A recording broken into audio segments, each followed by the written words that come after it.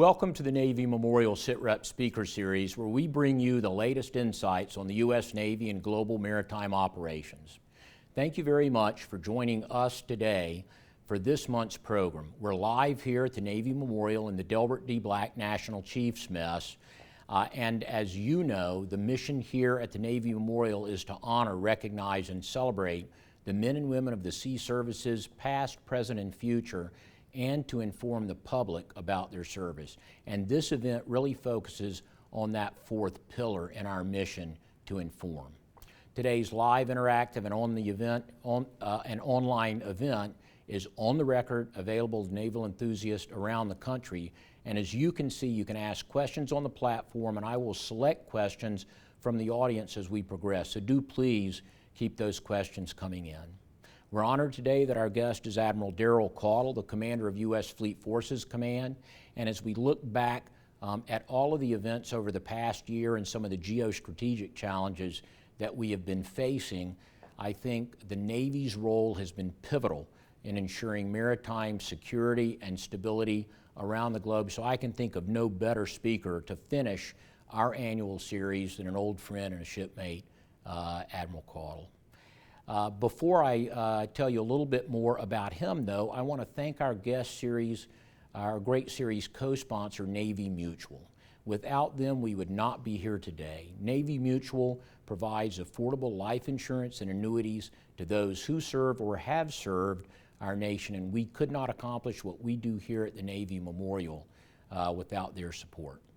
So our guest today, as I mentioned, is Admiral Daryl Caudle, the commander of U.S. Fleet Forces Command. A fellow North Carolinian. He's from Winston-Salem, was a 1985 graduate of North Carolina State University. He concurrently serves as a commander of Naval Forces Northern Command, Commander Naval Forces Strategic Command, and he organizes, trains, and equips over 125 ships and submarines, 1,000 aircraft, and 125,000 sailors and government employees, executing an annual budget of $17 billion, and is responsible for providing combat-ready forces forward to the numbered fleets and to the combatant commanders around the globe. As you look at his past assignments, very impressive for the breadth and scope: commander of submarine forces, the Submarine Force Atlantic, Task Force 114, 88, and 46, and the commander of Allied Submarine Command. So Admiral Caudle, thanks for being here today. Thanks, John. Really, I am thrilled to be here. I've been trying to work in a SITREP series for 3 years in this job, and I finally got here to be with you, and I'm glad it's with you, a great friend. And we've shared a lot of experiences together through our careers.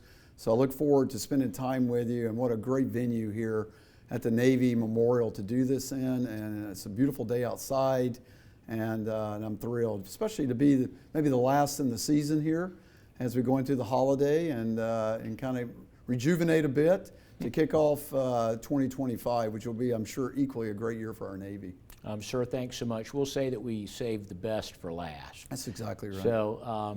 So we have a number of questions that we're going to go through, and one I think that is that's fresh on folks' mind, especially as we look at the Department of Defense releasing the 2024 Arctic strategy this summer, is what's going on there in the Arctic. As we look at rapidly decreasing ice and the increasing presence of Russia and China in the region, could you share your thoughts on the importance of the Arctic to the U.S. Navy and to our national security? Absolutely. I feel responsible as the component commander for NORTHCOM to really be the champion in the Navy for the Arctic. And, again, like you said, as the northern route becomes ever more open, as the Arctic ice recedes, it is my goal to ensure that the Navy has a footprint up there and help with the Department of Defense's Arctic strategy, the Navy's strategy for the Arctic. And I kind of lay that on 3 fundamental pillars. And one is about enhanced presence. You have to be there. And that's from our submarine force, that's from operations above the Arctic Circle. And recently we just had Truman as she headed into the European theater. Instead of just skedaddling through the Mediterranean, she actually turned left and conducted operations in the North Atlantic, which gives credibility that we can operate our carrier strike groups and destroyers up there. So that's important, is presence. The second part is it's harsh environment. Okay, it's tough to operate up there. So you got to have the capabilities to do that. And that's the kit on board our ships, that's the communication systems, testing out our polar navigation systems. So all the things it takes to successfully operate in that environment has to be wrung out to make sure we can reliably do that. And then the last thing is partnerships. There's an Arctic Council that sets the actual policy of these 7 nations that are part of that. And of course Russia is one of those with 11 time zones. And left unchecked, it is my belief, and I think this is validated by watching what Russia is doing there, that they want to claim the Arctic as theirs. And we just can't allow that to happen. We're not going to let Russia draw a 9-dash line around the North Pole and say this is ours. So we have to partner with these countries, Canada in particular, but Iceland and Sweden and Finland and Norway, just making sure that we work together to make sure that we have a team up there of like-minded navies that puts Russia in check. Yeah. So a couple of the countries that you mentioned as well, I think, as we look at icebreakers and some of the capability that we need, or looking at some partnerships here. Can you speak to what it looks like from where you sit? Yeah, the Navy's ice-breaking fleet is predominantly with the Coast Guard, and I'd say it's a stretch to call it a fleet. It's like 2. And so there's more capability by the Coast Guard being built out there, and we need that to operate up there so that we can do additional type of patrols there that not rely so solely on things operating under the ice from our submarine force. We want to do things on the surface as well. And it takes ice breaking. Yeah. Russia's invested heavily into this space, and I think China's investing heavily into this. So it's good to see that the U.S. is starting some partnerships with Finland and Canada to think about what a 3-country partnership would look like to build additional ice-breaking capability. So I'm all behind that. I think that's 3 great teammates to work together and get some of this stuff rolling so that we get more capacity to do that mission. No, for sure. And as we look at that, is the vision, would they be built here in the U.S.? Could they be built elsewhere? Or is that still I think it's topics to be I can't speak to that. Traditionally we have pretty strict rules, as you know, on shipbuilding. But I think there's room there. What I would like to see is get them delivered. And if that means they're built in Canada or they're built in Finland or built in the U.S., I certainly want U.S. Defense Industrial Base and Shipbuilding Industrial Base to get all the business it can, of course. But I don't want that to hold back getting these platforms, like all platforms, delivered in a timely manner. How about China? Have you seen an increased pace of operations there? We've certainly seen the rhetoric. Yes. But have we seen the actual presence? Absolutely. This idea of being a near Arctic nation. They're a near anything they want to do something in nation, and so it's a little bit comical of how they're trying to get their foot in the door a bit in the Arctic. And so what's that look like? Well, that is increased patrols from their capabilities in and around the Bering Sea. They're do meteorological and those types of operational exploration operations up there. But to me, what's really at stake are the minerals, the rare earth, the natural gas, the oil, the trillions of dollars that sits there in that Arctic Sea. I think they believe that they want their fair share of that. Yeah. And they're going to collaborate and work with Russia to do that, because they're certainly not going to do that with us. Sure. And so that's just another place where the burgeoning relationship with Russia and China can take hold there. So I think it's our goal, again, to have the presence to not let that go unchecked, even from China. Sure. So as we turn toward how we generate the forces that are going to go to places, whether it's the Arctic or the high north, for instance. And I remember when Gene Black took the first strike group up there and talked about getting sailors out and breaking ice on the flight deck with baseball bats. Pretty challenging, but we do that with the OFRP, with the Optimized Fleet Response Plan. And I was in uniform in 2014 when that was implemented, really in an attempt to bring stability to ship schedules, to address the challenges that we see, and you mentioned from Russia, from China, from North Korea, and Iran. Now, OFRP is great, sort of peacetime focused. So you've been working on the Global Maritime Response Plan, the GMRP. And could you just explain how that's going to posture the Navy to go to battle stations and to generate combat-ready forces? Absolutely.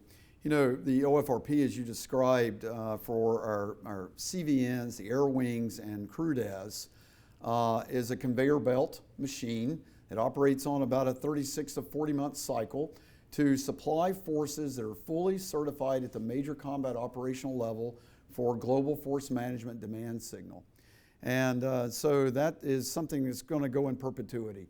You know, we negotiate with the Joint Force through directed readiness negotiations how much force we can generate as a Navy in our peacetime model to do that. But unfortunately, conflict does not run on that timeline. And so with shortened indication and warning windows that are ever decreasing with modern warfare, the Navy has to be in a 4-point position to supply the forward commanders, naval forces that are certified for combat, that's out of cycle than the peacetime generation model. So how do you put an entire Navy at battle stations? Right. And so the way we typically have done that is through our defense conditions, so DEFCONs. You know, we have force protection conditions, FPCONs. We have cyber cons. We have all kinds of these conditions-based approaches in which when you set a new condition, everybody clearly knows what they need to do. So if you can imagine a structure in which we have response conditions, which we call RESCONs, where, you know, typically I sit in RESCON 5 in peacetime, and that's when the OFRP is just generating its force. But as I march down these response conditions, and we are teeing up the ability to flow forces as the O plans are activated and the need for that, then the responsiveness nature of the Navy and our expeditionary ability to get there first is we've got to be ready to do that. So what the Global Maritime Response Plan is a compilation of all forces, SysComs, TICOMs, OPNAV, basically their ability to scale their responsive nature and to actually flow forces. So let's just say a Western Pacific scenario, and there's a large force requirements by an O plan. Then that's not going to come at the timing of the OFRP. Right. So if I want to give Admiral Webb Kaler more force, then I've got to have a watch bill that has these forces on it that are certified. And no kidding, we understand their readiness level across people, equipment, training, and ordnance lines that I'm ready to flow at a moment's notice within those indication and warning periods. So the submarine force has been doing this a long time. This has now been scaled to surface force. They have a surface response plan, but NAVC needs their response plan. NAVAIR needs their response plan. And the understanding of how we move authorities as these response conditions go is we got to flush all that out. So this spring we're doing a large tabletop exercise to actually ring out what the Global Maritime Response Plan is. You know, I'll just put one example. You know, we typically load out, for explosive arc reasons, we typically load out a ship at, say, Yorktown. And we go over there, and that's away from everybody. Well, I mean, you know, I have ships stacked up like cordwood if that's the only place I can load ships out. So as response conditions go up, you can imagine U.S. Fleet Forces getting some authorities pushed to me, allow me to load at the waterfront right in Norfolk. That's an example. Is there much, you know, much of this is within your authorities. Is there anything where you need higher level relief or even statutory relief? Or do you feel like most of it is within the purview of, you know, the Navy and your writ as... Well, the way I see it playing out is you could have different parts of the Navy at different response conditions based on the nature of a conflict. So something starts up in the Eastern Mediterranean, the demand signal might be for some additional destroyers, then we place Surflant in RESCON 3, and that gets them flowing some of their combat surge-ready ships. So that doesn't mean the whole Navy's got to go there. I think who has the authority to shift RESCON is really the Chief of Naval Operations. Yeah. So it would be upon my recommendation, and then she would give me the order to actually go do that. And then by the work we've done with our decision support matrices, our playbooks, and our watch bills, if you will, all those machinery can now go in because that's already been practiced, rehearsed, and understood. Sure. But I think that lives at the echelon 1 to make those calls. No, thanks for that comment. And so you mentioned the CNO. A lot of discussion now as we look at the NAV plan at Project 33, and actually you had a chance to say hello to CNO with the strike group rollout here today. But this 80% combat surge ready across our ships and our aircraft and our submarines, is GMRP how you help deliver that? Yeah, we've been on a journey with Admiral Franchetti on her landing the guidance documents that are going to lead us all the way through her tenure. And she kicked that off with a document she called, the American Warfighting Navy, okay? And in that, she laid out kind of the 3 big lines of warfighting, warfighters, and foundation. Yep. And then flushing that out more, she delivered her NAV plan, which put a lot of meat on the bones of that warfighting Navy structure. And then she made a determination that she can't solve cancer, okay, across all the major problems of the Navy, certainly by the 2027 timeframe, in which we're concerned that there could be a conflict with China, but even just in her own tenure, that we're not going to fix every problem. So that's where she created these 7 targets. And these are all stretch goals. I think they're all achievable by the time frame that she's got laid out. We are all behind her to help her do that. One of the ones that I'm really leaning in heavily on is having 80% of her Navy combat surge ready. And so the way I kind of look at that, and this is general for the audience, so don't hold me to the precise numbers, but you'll get the idea. About a 300-ship Navy. At any given time, about 100 ships around the globe are deployed out of all that. About 100 are on the blocks and some CNO level depot availability. So now what to do with that other 100? I could wait until the peacetime system generates those, and I'd get about 20% of that 100 ready to flow into combat. But by what we're doing with combat surge ready certifications, we're going to get 80% of that combat surge ready. So now what the mass of the Navy is to put more players on the field turns from having 100 ships forward to 180 ships forward that have been certified to conduct high-end combat operations. Now, they're not certified to do every mission that the normal OFRP and the COMP2X does, but they are certified, say the surface ship is certified during SWAT, so to be on the combat surge ready watch bill, they're SWAT complete. For a submarine, their tactical readiness evaluation complete. And then they are certified, and then it's over to Brendan McLean and Joe Cahill and Rick Seif and Rob Goucher to make sure that materialistically, people, equipment, supply, all those lines are healthy so that we can flow those forces nominally within 30 days if called upon. Okay. So it's just a way to get more players on the field doing with what we can. One of the things that I think that's great about that, and what I'm hearing implicit is we understand that we can't be so risk averse that we're not willing to figure out pushing someone forward, understanding that they may not be ready for the full mission set that OFRP would get them through. It sounds to me like we've gotten much better what we're doing doing that is risk we are assessment. tailoring that event in a way that is actually challenging the ship to become proficient and certified to do what we know they need to do in combat. And that's how they receive, these tasking orders. This is how we're going to actually shoot, okay, defend, maneuver, and interoperate. That's what the focus of combat surge ready certification is. It builds it to that level. And so yes, that has to be done with an acceptable level of risk. Hey, listen, here's the trade. We go into combat and I got to flow the force. Would you rather flow it knowing that it's been through combat surge ready certification, or just because it's ready, or just send it without having any idea what it's certified? Because we're going to send it, right, to win our nation's wars. So this is getting after the way the model works today is, and I'm being a little bit tongue in cheek here, is instead of being a 0 through the OFRP and then becoming a 1 at the very end. It's not really a step function. Yeah, it's not. Yeah. We don't want a step function. We want a continuum of understanding and learning and certification through the OFRP, so that if called upon, we can flow that with confidence. I think that makes perfect sense. I've got, in fact, I have a question here from Roland de Guzman, who we probably both know. And it's related, it talks about the amount of investment in the shore infrastructure, specifically SIOP.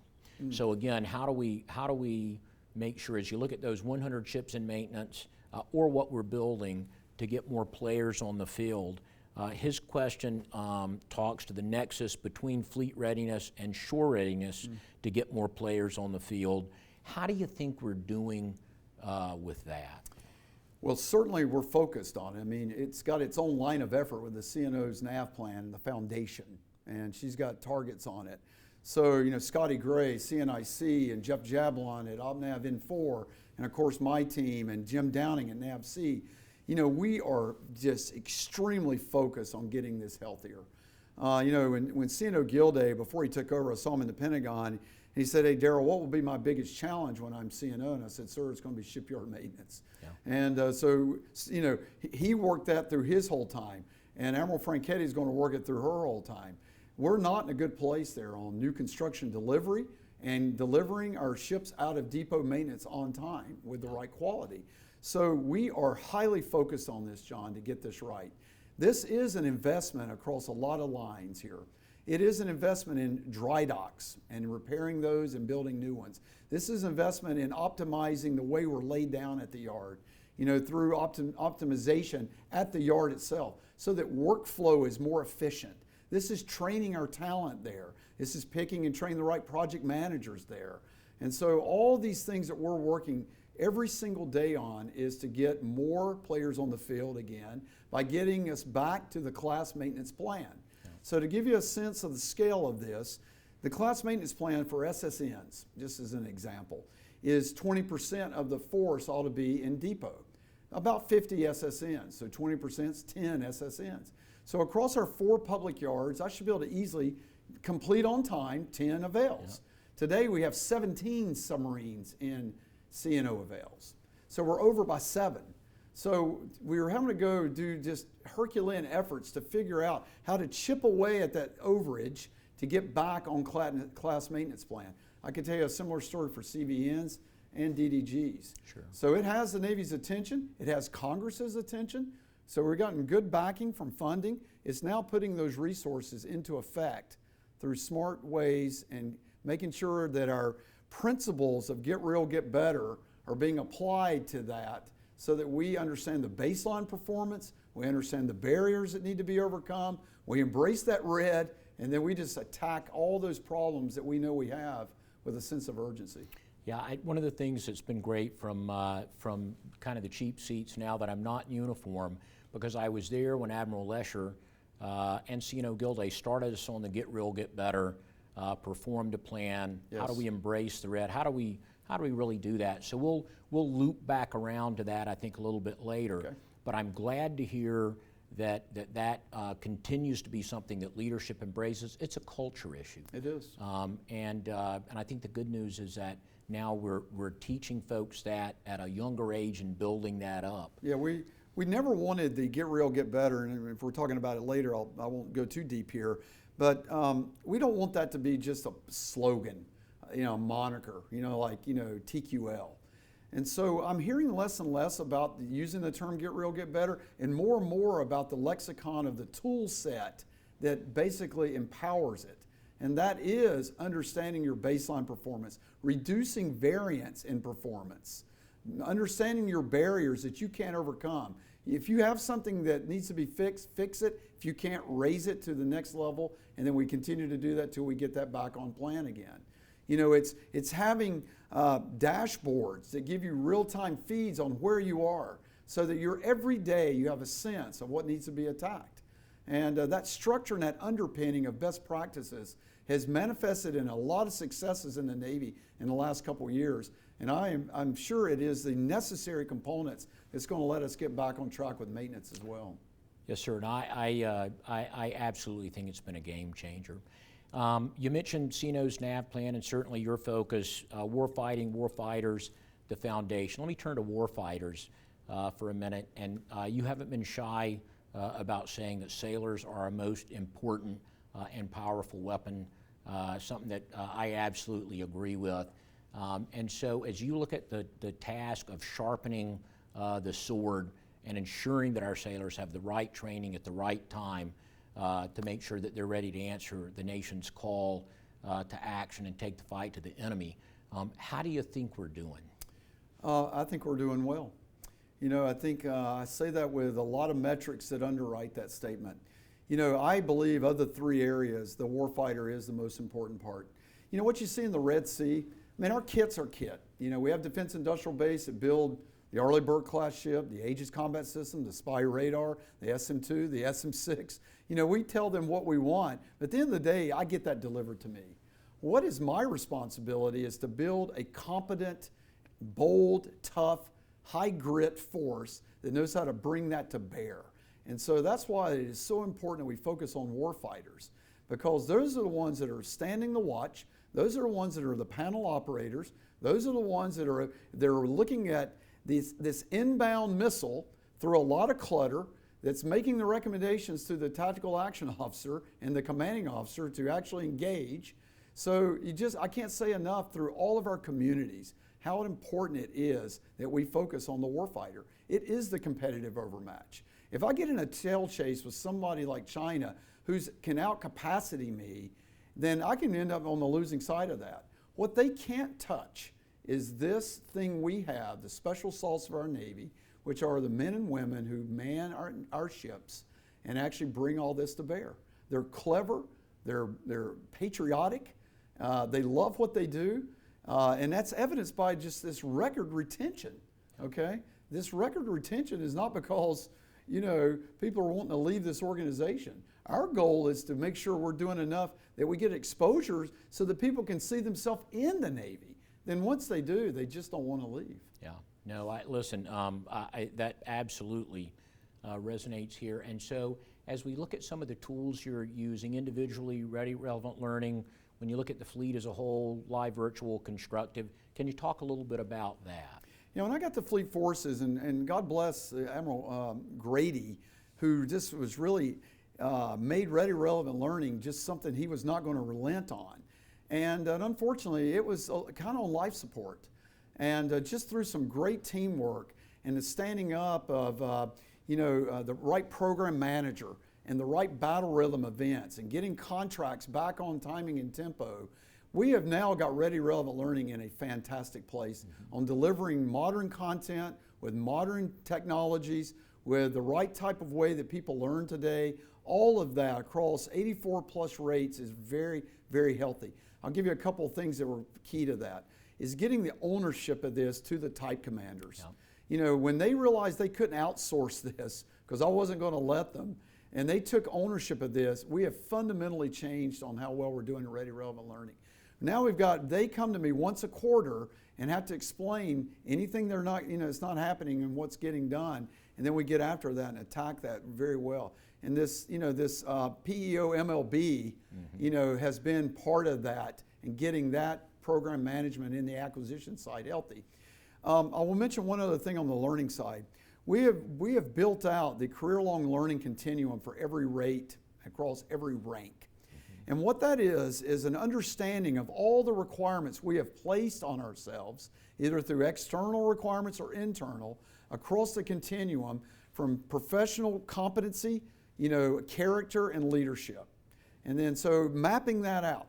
And then we figured out, what is it we're actually doing? Are we doing all that?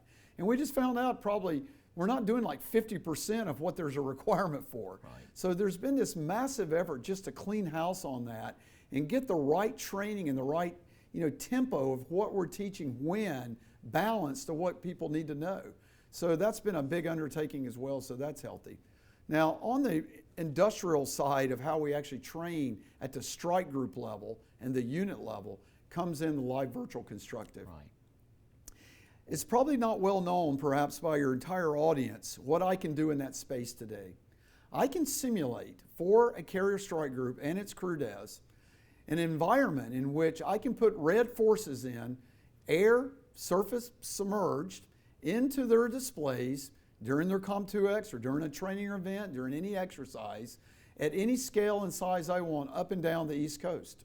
I can actually have kit on airplanes that puts them into a common operational picture through link inject to live, and it actually comes back to what is now Hefty Center there in Norfolk, okay, as part of our LVC headquarters, and where I can put back into their display and their displays in the cockpit that same tactical picture. So now when we want a scenario in which we want to actually practice against, I can put those forces against our forces and actually certify to that level. That has a couple of advantages. One, it beats the hell out of a white card, okay, and showing something that's not really there, or just saying, imagine this. It's integrated into their displays. But two, if I don't want to show people what I'm doing, I can run this scenario pierside with all the ships of the strike group without even being underway. So this is just a fundamental change in how we're doing that. There is nothing being detracted around, nothing will ever beat live, John, you know that. Sure. We have to get ships and airplanes underway. That's how you ring out your watch teams and get sets and reps, understand how to materially manage your ships. And so this is not detracting from that, this is and. And so the virtual part is how I do that, and the constructive part is the scenario. I have a team of people, if a new technology comes along, imagine a new weapon system, a missile. I can model that missile in near real time and be putting that into the displays of our COMP2Xs for those ships using LVC in real time. Yeah. So that's the type of thing that can go on now. And so I'm really happy about that. And that is actually one of the P-33 targets as well. Yeah, no, I think I think back, and like you said, nothing ever beats live. But boy, the way we're able to do it now beats anything that we could do pierside in the past. So, Com, thanks for that. We're going to take a quick break now. When we come back, we'll continue our conversation with the head of U.S. Fleet Forces Command, and we'll talk about some other areas that are impacting our nation, our Navy, and our sailors. Thanks for the great questions that are coming in. Keep those coming, and we will continue to inject them into the discussion and then come back to them on the back end. You talk to a person every time you call Navy Mutual. Richard Scott, currently retired from civilian life and the Navy. I didn't really want to go out and talk to a bunch of salespeople, and I heard about Navy Mutual, and I called them and asked them what they could do for me, and it was very good. I mean, it was no pressure. They want to take care of their customers and provide a service at a fair price. I'd highly recommend Navy Mutual.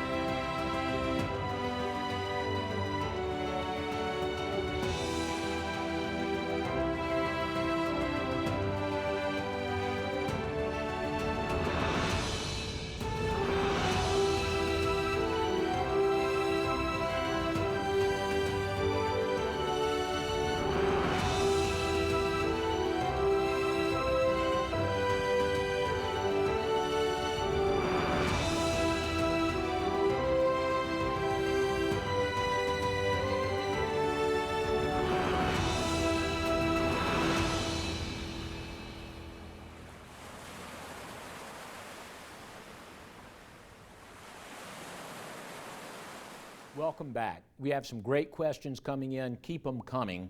What I want to turn to now is the Houthis. They've targeted more than 80 merchant vessels with missiles and drones since the war in Gaza started in October. Since then, several Navy ships have come under fire and returned fire. Kearney, Laboon, Dwight D. Eisenhower. I think just earlier this week, we had Stockdale and O'Kane that fended off more than a dozen, and I know that you're very proud of those sailors. Yes. It's been an incredible story. You know, when the October 7th events kicked off, I don't think we saw how this would play out with the Houthis there in the Red Sea and the BAM area.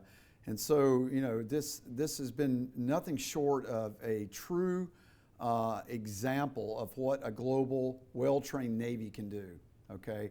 So these examples that you've cited have turned into a petri dish for us a bit to not only, do our mission of, sea control and slot protection and escort services and all that, but to just have an opportunity to learn, John, about the entire things that we do day to day and how those need to scale and improve for a high-end fight. And so there's a couple things there. For each shot, the digestion of those shots, was taking an extraordinarily long time. Sometimes we would not get feedback, from perhaps, Dahlgren for a year on something like that. We're now turning that in days so that we understand that entire engagement. So that's a point that we're learning from. So between the type commanders at SurfLand and SurfPac and SMITIC at the Warfare Development Center and the experts in the acquisition community, we're turning all this around with Seiko Kano's team in just record time so that we can tune our systems to make sure that they are the best they can be. That goes to shot doctrine, how we're actually employing the spy radar, to modifications in the Aegis combat system itself. So that has been an incredible journey we've been on. And so I'm just so impressed with how we're turning doctrine. And we're doing it formally. And so this is not some ad hocery here. This is being done in a very tight, controlled, but fast, formal way. The other piece is these sailors have been in combat. And so, the leadership of the Navy realized that return back to home is going to be a little different, perhaps, being shot at. Right. So we needed to make sure we had in place a spectrum of care that started on the journey back, certainly when they got pierside for the homecoming, and then the continuing care that we're going to make sure we're watching out for effects of no kidding being in the combat zone. So that was something we learned and had to dust off, if you will, and make sure. And so Ike was the first loop of that. Great success story there on that body of learning as well. So like you said, I couldn't be more proud of what's going on. Do we need better systems that can handle the suite of things being shot at us? Yes. Do I want to shoot an SM-6 when, maybe a Coyote or a Roadrunner or a Hellfire or other type of small missile would be better suited for that? That's where I want to be, and that's what we're doing, and that's what we're testing, so that we have a better matching of capability against the suite of things being shot at us. So we're not utilizing some of our high-end kit that needs to be saved for more offensive fires. Now, let me first just share your admiration for what the sailors are doing there. We were really proud for the Lone Sailor Award dinner. You sent up from the Ike Strike Group 30 sailors from across the air wings, the carrier, the destroyers, the cruiser, up, and that's the first time we've done that. And I would just tell you, the sailors basked in the admiration that they saw there. The CNO, made sure to give them accolades and give them a shout out. The feedback that I got was tremendous, and so I think just that performance and folks in places like Washington, D.C. having a chance to reflect is huge. Yeah. You talked about having to use SM-3s and SM-6 on fairly unsophisticated targets, but we're going to use, if that's what we have in the kit bag at that point, we're going to use it. But can you talk a little bit about how a continued Houthi threat, if we have that, what that looks like with inventories, what your thoughts are there, and what kind of help do you need? Admiral Wyckoff is doing a great job there, and we're Admiral Kaler and I are both really trying to support him to the extent we can. A lot of his forces do flow from my team, and so we want to make sure that, one, they are materialistically highly ready. Again, you can't have a big CSMP, a big ESL, if you will, equipment status log full of stuff broken, and operate safely in that environment. So material readiness is crucial, and competency on the systems is crucial, and then this feedback mechanism that I talked about is also crucial. So we're supporting them in that regard. As this goes longer and longer, what my recommendation, given best military advice, is to support the interdiction, more fully of how they're being resupplied. So if you think as they're a proxy of Iran, understanding that supply chain to how they're getting their key components to build these systems. And of course, U.S. Central Command's got efforts in that, but interdiction is huge.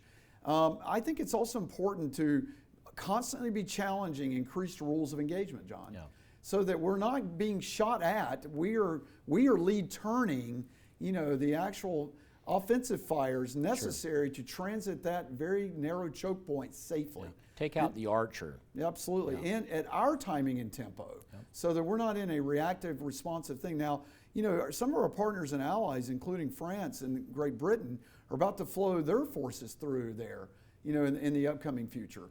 And so we've got to work together as a team to transit through, that strait without the fear that we can't get through there safely. That ties to commercial shipping and just overall cost of supplies and goods and services.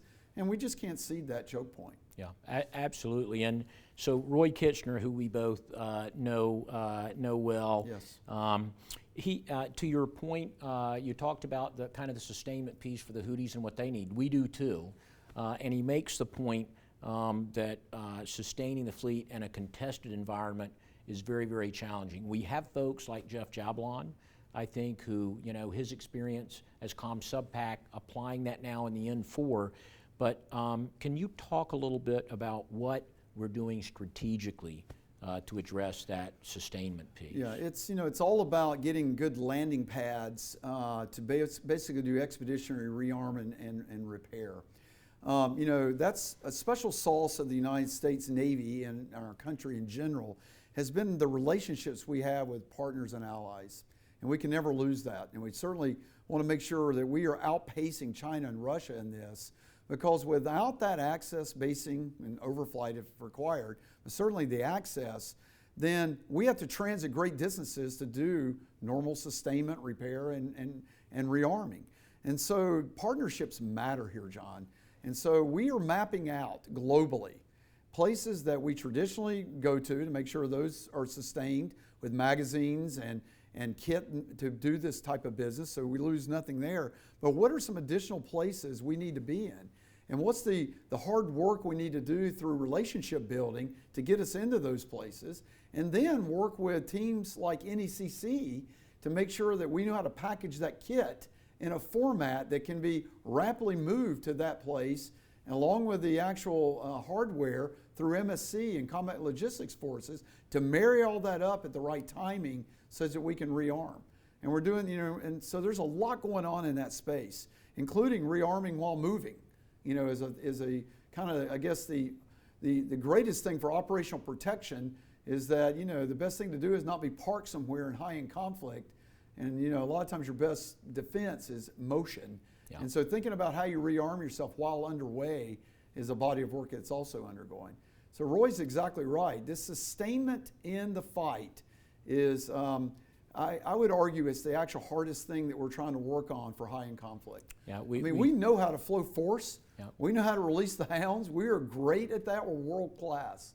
But it won't mean anything, and the Russians have found this out in the Ukraine fight. It won't mean anything if I Winchester and I can't get back in the fight again at our timing and tempo. Yeah, it certainly helped us win World War II. Absolutely. Being the master of contested logistics. On a related note, Robert Rubel asked about the NAV plan and the discussion of international naval integration. Now, you talked a little bit on that last question with respect to how we need our allies, our partners, and we look at basing infrastructure and support. What Robert's asking is, are there initiatives, or can you describe the initiatives as we're bringing other navies into the OFRP process, or for readiness generation? No, 100%. I mean, I've got a cooperative deployment going on right now with the Truman with an Italian ship. The Netherlands play in this space. Of course, the United Kingdom play in this space. The French play in this space all the time. So it's extremely important. And what I'm seeing also is a dawning of Europe on the importance of presence in the Western Pacific. So you're going to see more European nations actually conduct operations in those bodies of water as well, to add mass to the like-minded navies that are already there vis-a-vis Japan, Australia, South Korea, Philippines. And wouldn't it be nice to have the United Kingdom there, Canada there, of course, France there? Because, the most important thing that I think that deters, especially adversaries that are near peer, is when they see everybody working together. And so when you can see multiple navies coming together, then while their navies aren't as big as ours, just that flag alone sends a clear message that brings the weight of their entire country to that ship, that we're with the United States in these presence and deterrence operations. No, I think that's huge. And so as we look at those partnerships, as we look at countries like Russia and China, and as we look at China as a pacing threat, they now possess the world's largest maritime fighting force. They've certainly outpaced the size of our Navy fleet. And one strategy that we're employing to keep our numbers strong is ship modernization and life extensions for some of our older but still viable ships. We've recently seen the service life extension of our Flight 1 Arleigh Burke-class guided missile destroyers. And this extension will put those ships, and I love them. I commanded Porter. I was on Arleigh Burke as a second ops boss. They're tremendous, but it's going to take them past 35 years of service life. We also saw here in early November, Secretary Del Toro extended 3 of the Ticonderoga class cruisers. Can you help with what your thoughts are on ship modernization and life extension as a way to compete? Yeah, it is a balance. We're every day in a struggle between delivering a ship that's good enough to do the missions we need to win and modernizing it to stay ahead so that we don't fall behind and get overmatched. And so that's a challenge. If you go look at our performance in the OFRP, in a ship that was not modernized sticks very closely to the 36-month requirement. A ship that's in modernization in that time, usually is shooting around 40 to 45 months. So you're seeing, an extension there between 4 to 9 months of additional time it's offline due to the modernization. So I'm challenging, again, NAVWAR and the acquisition community. We have got to be able to modernize our ships more in stride to smaller avails that the surface Navy needs to be in. So that, the longer the avail is, they tend to go over as a percentage of the avail.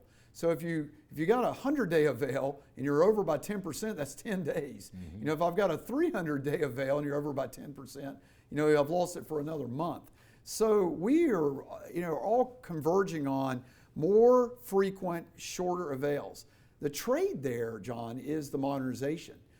When I need to have the ship offline for a year to do this major modernization, that's just not going to cut it. Right. So can I get to a place where I modernize in chunks and actually go do it with less hull, HM&E structural, offline requirements, and be able to just use the footprint of the existing ship? And what does that look like? And some of that work's going on is things in a box. So imagine Aegis in a box, baseline 10 in a box. Just tying in more efficiently this set of racks, and servers that basically give me baseline 10 capability just using the existing display format in combat with the Flight 1. It allows it to talk to all the high-end weapon systems, and I don't have to go tear the ship apart to go do that.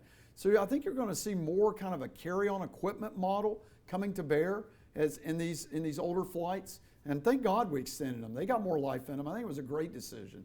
What we don't want to do is keep ships around that are past a point where we're upside down in the remaining combat power they could deliver versus the cost to get them there. And I think we've been pretty good and consistent on that message that we got to cut bait on those.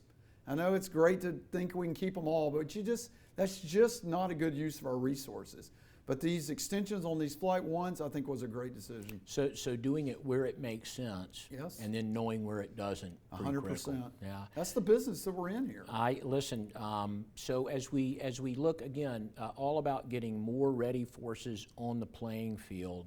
One of the questions also talks to the CNO's NAV plan and the direction for integration of autonomous capability with every CSG by 2027. So can you define, as you look at it, what does that mean? And is it are we looking for a swarm? Are we looking for C2? Are we looking for additional magazine inventory. What are your thoughts there? Yes, yes to all of that. Everyone is kind of really up pretty high on unmanned, robotically autonomous vehicles now. And that's obviously why. Attritable, low risk, can produce them in mass, relatively inexpensive. But they serve a purpose. And so one of the goals of the CNO, and we just came out of a conference where we're trying to land this, is making sure we know how to define what a unit of force looks like in the robotically autonomous controlled systems, so that we know how to mainstream that into different customers. That could be a task force that needs more maritime domain awareness. It could be a strike group that needs more air defense. It could be fires, that are tied to defending a choke point. So without mainstreaming how we actually package these systems together, putting them through a certification process, then we don't have a clear way to get our standard model in place, which is kind of an O5 command, an ISIC, a type commander, a fleet commander, and a resource sponsor, getting that alignment so that we build great ConOps, we understand how to build a deployment model, and then integrate that into our naval combat systems. Are they going to replace crewed or manned ships, airplanes? No. Are they going to add mass to that in a smart way? You better believe it. Or is it going to be utilized in a place where we just take too much risk by using manned? Yes. So that's the wave of the future there. So they add, but they do not take away from, I think, what will be a Navy that will be manned from, the foreseeable future. No, that makes perfect sense. I'll ask you one more question, and then we're approaching the end. We have great questions, but one of the things that we saw here in Norfolk with George Washington, sadly, was 4 suicides here a few years back, and the Navy's put a tremendous amount of effort into getting after quality of service, which is quality of life, quality of work. Different people package that differently. Yes. But could you talk a little bit about what we've done there? One of the greatest opportunities I had was the final endorser on the GW cluster suicide, that horrific event in which we had 4 sailors lose their life to suicide in a short period of time. And I got to be the endorser on that and got a chance to roll up all these recommendations into maybe the greatest document I ever signed, John, which were these 42 things I thought the Navy needed to do. And sometimes these things can go land, somewhere on a shelf and never get acted on. But Admiral Gilday and Secretary Del Toro took that and said, yes, Daryl, we like what you're saying here. Go get after it. And they directed back downstream a memorandum to predominantly Scotty Gray led a lot of this with the fleet commanders to go get after this. And just, I know we're short on time, but it just as a spattering of things, we, the Navy, are now leading what is now a DOD initiative to put Wi-Fi in the barracks. Yeah. You think that should be a no-brainer. We are fixing parking at Newport News Shipbuilding. We've got 4 parking deck projects in some various states, okay? We, the Navy, increased the capacity of the spectrum of care, from mental health technicians all the way up to certified psychologists and psychiatrists, to make sure that was being done. So, we, the Navy, has improved the barges, fundamentally got them back to a state where these folks are living so they don't have to live on the ship in this noisy environment.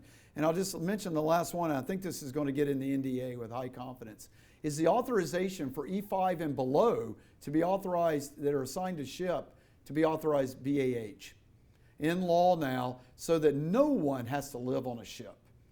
Thinking coming back from a 9-month extended deployment and the place you were just living for 9 months is still your home when you pull back in, that's just to me unsat.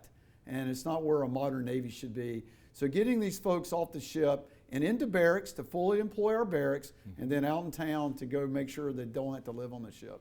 Sure, and some of that is encompassed in this idea of culture, right? A culture of excellence. And you took us from COE 1.0 to 2.0. Can you give just a quick few thoughts on COE 2.0? Yeah, it is. It's just this idea of building this culture of excellence spans a mentality in the Navy that where we want to think of ourselves in these 3 lines of being highly professional, right? People of good character, and then leadership and teamwork. And so laying out this culture of excellence with those different lines there and making sure programmatically that each one of those words I just said have the things in place that we are building that culture from the minute you enter at boot camp or OCS or whatever your commissioning source is, through a continuum of these lines of effort, that there's no kidding programmatics in place there, and assessment and evaluation to make sure we're getting the right return on investment. That we have a place that people are treating each other with respect and dignity, that there's an understanding that you're part of a team, right? There's an inclusiveness to this to where you feel like you're part of something bigger than yourself, because we want you to feel like you're very proud of the organization you're in. And that ties to just the aesthetics of the base. When you go to work every day, it looks like a world-class place, right, and not something that came out of the Soviet Union in 1952. We want world-class facilities. If you want world-class sailors, you need world-class facilities. Amen. For sure. So, Admiral Caudle, we promised that we would keep this to about an hour. We could go on for another hour, I'm certain, and for those who submitted a question that we didn't get to, I apologize. But I just want to again say thank you for being here at the Navy Memorial, for providing this SITREP. More importantly, thank you for the leadership. We go way back, yes. And I have always admired how you lead from the front. And it's not admiring the problem, it's getting after it. Yes, sir. And doing that in a very deliberate way. So my thanks to you for that. And let me just say to all of you, my thanks for being here for this great situation report, and to all of our supporters, really, as we wrap up 2024 here at the Navy Memorial. It's been a very impactful year. More than 40 programs, 300 plus events. We couldn't do them without your support. Many of you were here recently for Veterans Day or the Pearl Harbor Remembrance Day wreath-laying events and the receptions. I will tell you, there's still time. Admiral Caudle and I were up with the CNO right before this SITREP, looking at the Navy Recruiting Command's new strike group. So this is their recruiting roadshow, multiple exhibits, cutting edge, virtual reality. What'd you think of the submarine experiential cube? Well, I loved it because, it just displays our force so well. And I think it's just the right way to go after this. I love how it's coupled to how young people think. And it's engaging, it's tactical, they get to touch it and engage in it. And then I just think the way that we gain insight into what parts of the strike group they care about so we can follow up with them. It's part of our mechanism to make sure we're getting them the knowledge they need to make a decision and get them the right job choices that they can see themselves in a career in our Navy. For sure. I think it's another example where, the way that we were working the recruiting piece, well-intentioned folks and tremendously dedicated, but we needed to change the way we approach some things. Yeah. This is one of the tools they're using to help do it, and they well exceeded. Well, if I got just 1 minute, I would just tell you, there is no place on earth that you can be part of, certainly across our joint force, that has more career opportunity than the Navy.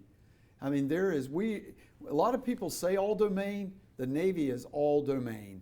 So, and that's from the seabed to being in the space cadre, working in cyber, and then being part of our ground forces and naval security forces and SEALs. So wherever you want to see yourself in which domain, the Navy's got opportunity for you. Amen. And so for those listening, if you can't make it here today, they're going to be heading to Landover for the Army-Navy game tomorrow. Check them out right before watching Navy beat Army. And if you don't have a ticket, come on down to the Navy Memorial. We're going to be doing an Army-Navy game watch party in the only LED wall theater in Washington, D.C., totally free. We're looking forward to an even better 2025 here across our normal program of SITREPs and fantail breakfast, bridge wing chats, and more. And we're really going to be leaning into that informed pillar with a new interactive exhibit highlighting the submarine force and the industrial base that supports it. We're going to have the CNO, Admiral Lisa Franchetti, here in mid-February for our first SITREP of the year. And beginning in January 2025, the Navy will celebrate its 250th birthday. There are going to be events all over the nation, including some here at the Navy Memorial, and we're very excited about that. So whether you're coming for an event or you're just coming down to check out the Granite Sea and the Visitor Center or our theater, we look forward to seeing you, and we do hope you'll stay up to date on our events by checking out our website and our social media. So again, Admiral Caudle, thank you for being here with us, and to all who are watching, we wish you a happy holidays. We say thanks again to Navy Mutual for a great discussion. Go Navy, beat Army.